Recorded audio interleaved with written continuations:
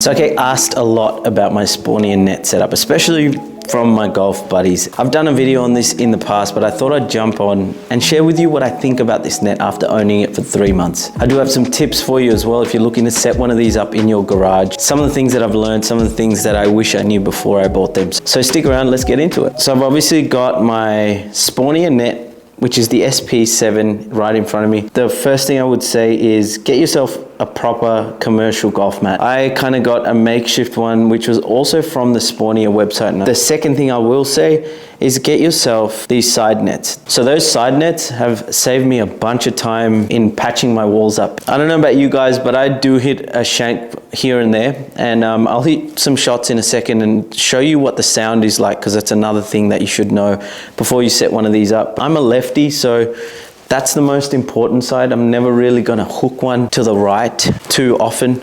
And if it does, I'm probably having the worst day of golf, which happens quite a lot anyway. But in saying that, I haven't hooked one to the right-hand side. So as a lefty, the most important one was definitely the one furthest away against that wall, because I've definitely hit plenty of shanks into there. I did notice after a little while of hitting golf balls, the net had a little bit of a slant to it towards the right. And naturally, as a lefty, I'm hitting a lot of my shots kind of left of target. And because of that, I started to see a little bit of the net kind of moving to the right. If you're a right-handed golfer, you might see the opposite, or it could happen the same way. If it does, a quick fix for you, it doesn't mean the net is dodgy or it's broken or anything like that. So don't get alarmed by it. It's obviously held together by lots of nylon and things that you can kind of adjust. So what you need to do is you can go around the back of the net or come around the side here. And I hope you guys can see this, but there is some nylon fasteners or kind of cables back here, which almost look like, I'm just going to zoom in because it's a bit tough to get back there. Let me see if I can get it. No, I probably can't get that. I'm really sorry, but hopefully you can see some of that. Kind of looks like a buckle right there. And just fasten the side that is slanted over, and then your net will be as good as new. So that was something that was, I was freaking out. I thought the net was rubbish, but my opinion on this net has never changed, because I've used this and I've smashed every kind of golf shot into this and it's taken it. The other concern that I had when I first got it was if I were to hit something like a sand wedge, and I have a 56 degree right here, if I were to hit it almost a flop shot, I used to be really concerned of hitting a ball higher than this. Now, what I would recommend you do if you're going to set this thing up is, and you're worried about kind of hitting it too high, don't set up your mat too far away from the actual net, because that gives you a less chance of you getting that ball high enough, quick enough for it to actually not be caught by these nylon parts at the top. I've gotten pretty close. I'm hitting some flop shots and stuff. I put it to the test. You got to do it. And I've got to say, I've never hit a ball too high from, you know, and you can see the distance my sort of mat or my hitting area is. I'll just move you to this side right here. That should give you a better idea. You can see I'm sort of maybe 4 feet away from the actual start of the net, maybe less. Sound is a huge thing. Let me show you what it sounds like in here when I hit. And these will be full golf shots. I've got an 8-iron in my hand.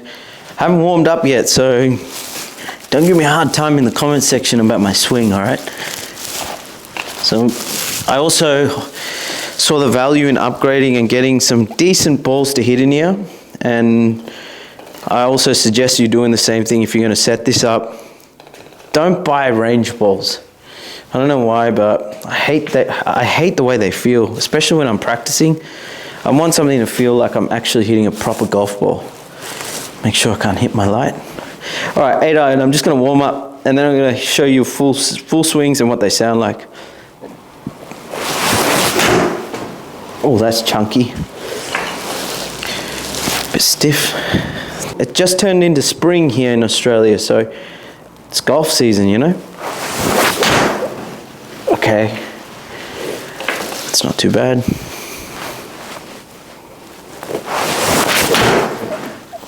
Okay, Now, I wouldn't say I'm warmed up, not yet, but I'm gonna hit a full-blooded 8-iron and give you a sense for the sound.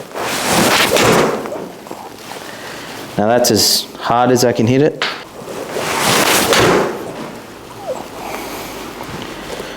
Whew, it's getting me warm. One more.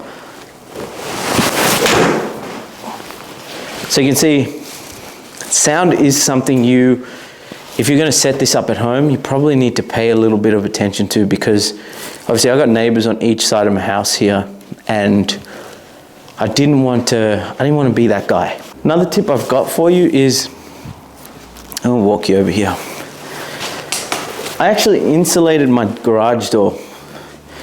I know this is supposed to be about a golf net, but these are made out of, these are foam inserts that you can sort of cut down to size. Now, depending on where you're setting this up, this was the first step that I took to actually kind of insulating not only the weather in here, but the sound. They actually helped a lot. Now,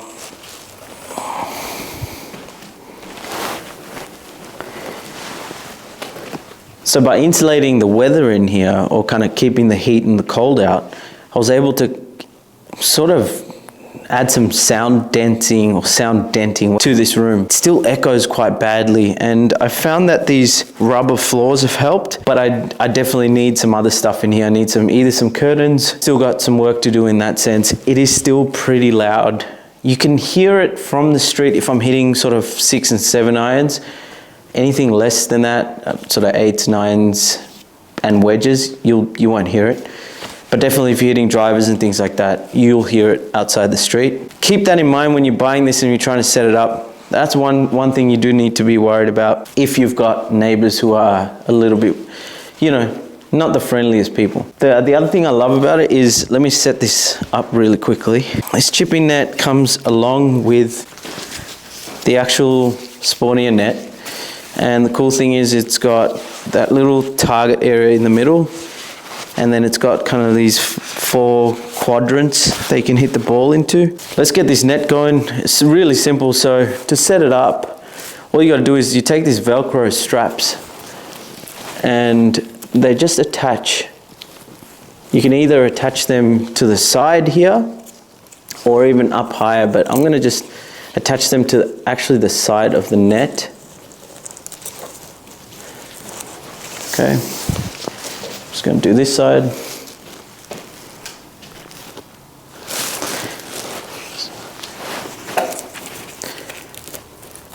Also, if you are new to my channel, welcome. I obviously started my golf channel not too long ago, and I've been focused on a lot of vlogs, course vlogs, and doing reviews of courses and things like that. So stay tuned for that. I'm hoping to do a lot more of that in the summertime here in Australia. As a new golf channel, all the support that I get is always awesome. And if you want to get more, different short form content, I create stuff on my Instagram, which is Denim Pereira Golf as well. So this net is coming together really quickly, really easily. Let's strap this in. Let's go hit some balls. No, that wasn't good. Miss. Kind of like to play little practice games and stuff like that, which is always nice. And you know what's cool about this? I can sit here all day, practice at my leisure, I don't have to go anywhere. I can work on my touch and get better at the game that I love. So if you're wondering, should you buy it, and you're looking at other options, I think this is the only net that you should really be considering, unless you've got more money to spend on something like a simulator, which, let's be honest, we don't all have. This is definitely it. I hope you enjoyed this video. If you did, make sure to like, subscribe to the channel for more content, and I'll see you on the next one. Bye.